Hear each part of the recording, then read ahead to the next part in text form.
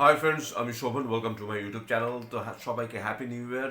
এটাই আমার 2026-এর first video, তা সেই জন্য সবাইকে হ্যাপি নিউ ইয়ার বলে আমি আমার ভিডিওটা স্টার্ট করছি। তার শুরুতে আমি বলে রাখবো, আমি এই বছর ফার্স্ট যে মুভিটা দেখেছি সেই মুভিটার নাম হলো 21, যে মুভিটা 1 জানুয়ারি 2026-এ থিয়েট্রিক্যাল রিলিজ হয়েছে, ডিরেক্টেড বাই শ্রীরাম রাঘবন। আমার যথেষ্ট প্রিয় একজন ডিরেক্টর, খুব ভালো রকম তিনি ডিরেকশন করে থাকেন, যদিও তার ডিরেকশনের কাজ অনেকদিন বাদে বাদে আসে, কিন্তু তারপর আমি বলবো যে এই সিনেমাটা কিন্তু আমার মনে কিন্তু ছাপ ফেলেছে। এই মুভিটার ডিউরেশন হলো 2 ঘন্টা 24 মিনিট, এবং এই মুভিতে কিন্তু আগস্তা নন্দাকে আমি মানে মোটামুটি ভালো অভিনয় করতে দেখেছি। তার অভিনয় আমার ভালো লেগেছে, যদিও কিছুটা জড়তা হয়তো বা তার মধ্যে কাজ করছিল, কিন্তু তারপরেও এটা একটা based on a true incident.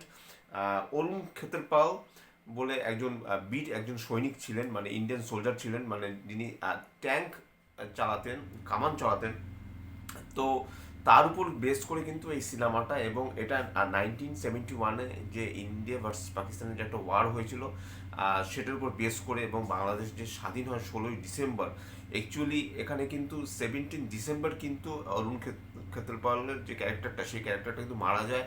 তো যাই হোক, এটা একটা বেশ ভালো একটা সিনেমা। তো এখানে আগস্ত নন্দা রয়েছে, ধর্মেন্দ্র রয়েছে। এটা ধর্মেন্দ্র লাস্ট সিনেমা, আমাদের সবার প্রণম্য শ্রদ্ধেয় ধর্মেন্দ্রটা লাস্ট সিনেমা। এছাড়া রয়েছে জয়দীপ আমি এখানটায় উচ্চারণটা যদি ভুল করে থাকি প্লিজ আমাকে ক্ষমা করে দেবেন। জয়দীপ আহলাদ আহলাবাদ। তো তার এখানে নামটা হলো নিসার। এছাড়া রয়েছে ইকবাল আলী খান্না এবং সীমার ভাটিয়া এখানে আগস্তা নন্দার অপোজিট অভিনয় করেছে। এখানে যে প্রেমের যে মানে জায়গাটা দেখানো হয়েছে, রোমান্টিক যে ট্র্যাক এখানে দেখানো হয়েছে, সেটা অতটা জমেনি।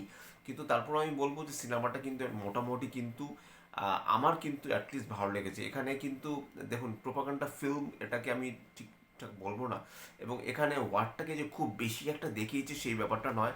এখানে যে জিনিসটা দেখানো হয়েছে, অ্যাকচুয়ালি আমি এটা কিছুতেই রিভিল করতে চাইছি না, তারপরে কিছুটা না বললেই নয়। সেটা হলো যে ধর্মেন্দ্র সে লাহোরে যায়, তাকে কিন্তু ইনভাইট করে নিসার নামে একজন পাকিস্তানি একজন সোলজার, এক্স অফিসার। সে 1971-এ কিন্তু অরুণ খেতরপাল যখন যে যুদ্ধ করেছিলেন এবং সে শহীদ হন, সে সময় তিনিও যুদ্ধ করেছিলেন পাকিস্তানের হয়ে। তো সে ধর্মেন্দ্রকে মানে এমএল ক্ষেত্রপালকে তিনি ইনভাইট করেন লাহোরে আসার জন্য, এবং ধর্মেন্দ্র 3 দিন গিয়ে লাহোরে তার বাড়িতে গিয়ে ওঠেন এবং আরও বিভিন্ন জায়গায় যান। এমনকি যে যে যুদ্ধক্ষেত্রটা যেখানে ইন্ডিয়া পাকিস্তানের যে যে বর্ডার যে অ্যাকশনটা হয়েছিল, ইন্ডিয়া ভার্সেস পাকিস্তানের যে লড়াইটা হয়েছিল 1971-এ, সেই জায়গাটাকে দেখানো হয়। অ্যাকচুয়ালি এখানে এটাকে দুটো টাইম লাইনে দেখানো হয়েছে, একটা হলো 1971 আর একটা হলো 2001। দুটো টাইম লাইনকে মোটামুটি এখানে দেখানো হয়েছে। তা সেই জায়গাটাকে জাস্ট মানে একটা নস্টালজিক একটা ফিল ধর্মেন্দ্রের মধ্যে চলে আসে, যে এখানে তার মানি ব্যাগে একটা ছবি থাকে যে তার দুই ছেলে রয়েছে।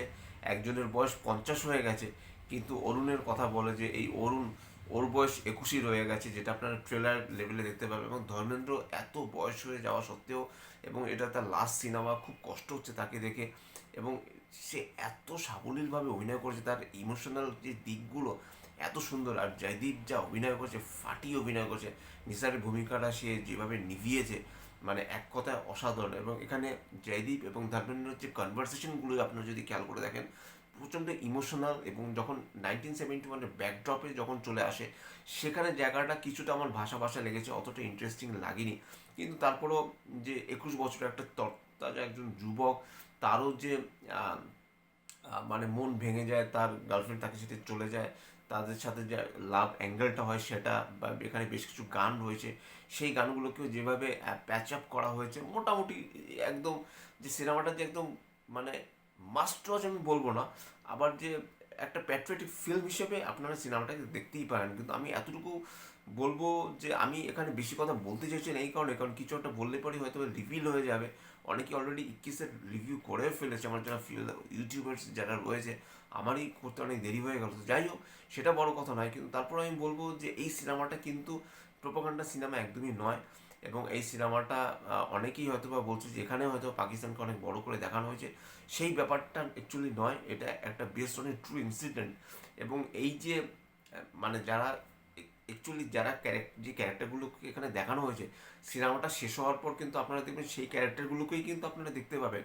কাজেই এই জিনিসটা কিন্তু সবসময় একটা ভালো একটা বার্তা নিয়ে আসে। যখন এই ইন্ডিয়ান মুভিতে একটা based on a true incident দেখানো হয়, সে real character and real character দুটো ক্যারেক্টারকে কিন্তু পাশাপাশি রাখা হয়, যাতে দর্শকরা ভালো মতো মানে বুঝতে পারে, তাদের যাতে জাজমেন্টে যেন অ্যাটলিস্ট কোনো ভুল না থাকে, সেই জিনিসটাকে মাথায় রেখে কিন্তু এই জিনিসগুলো করা হয়। তো এখানে কিন্তু আমি বলবো শ্রীরাম রাঘবন তার ডিরেকশনের পার্ট যথেষ্ট ভালো, গান ভালো, স্টোরি ভালো, স্ক্রিন প্লে যথেষ্ট টাইট, এডিটও ঠিকঠাকই আমার লেগেছে। কালার প্যালেট নিয়েও কোনো কথা হবে না, যুদ্ধের সিনসগুলোকে খুব সুন্দরভাবে কিন্তু স্টাবলিশ করা হয়েছে। এবং রাঘবন সে যে অ্যাকশন সিকোয়েন্সেসগুলো দেখিয়েছে, খুব কম অ্যাকশন সিকোয়েন্সেস রয়েছে, এমন নয় যে মানে অ্যাকশন অ্যাকশন অ্যাকশন সেই ব্যাপারটা নয়, কিন্তু তারপরে যেভাবে সিনেমাটাকে দেখানো হয়েছে খুব সুন্দরভাবে ফুটিয়ে তোলা হয়েছে। এবং এখানে অরুণ ক্ষেত্রপাল একজন 21 বছরের তরতাজা যুবক, সে যেরকম ফাইট করে, মানে সে কিন্তু ওই সময় ওই জায়গাটায় না থাকলে পরে মানে পাকিস্তান কিন্তু মানে ঢুকে গিয়ে সর্বনাশ করে দিত সেই জায়গাটা। তো সেটা অ্যাটলিস্ট করতে দেয়নি, এবং নিসার সেখানে কোনো রকমে বেঁচে যায়।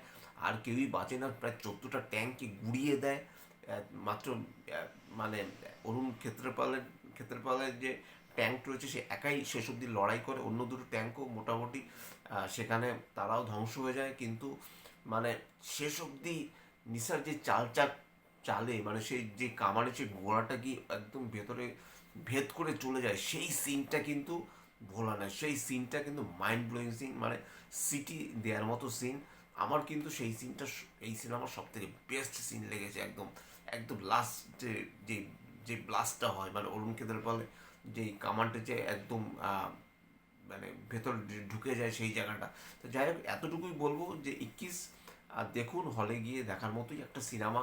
এবং সামনে অনেক সিনেমা আসছে, বর্ডার 2 আসছে, এবং মানে ওয়ার টাইপের প্যাট্রিয়টিক টাইপের অনেক ফিল্ম সামনে আসছে।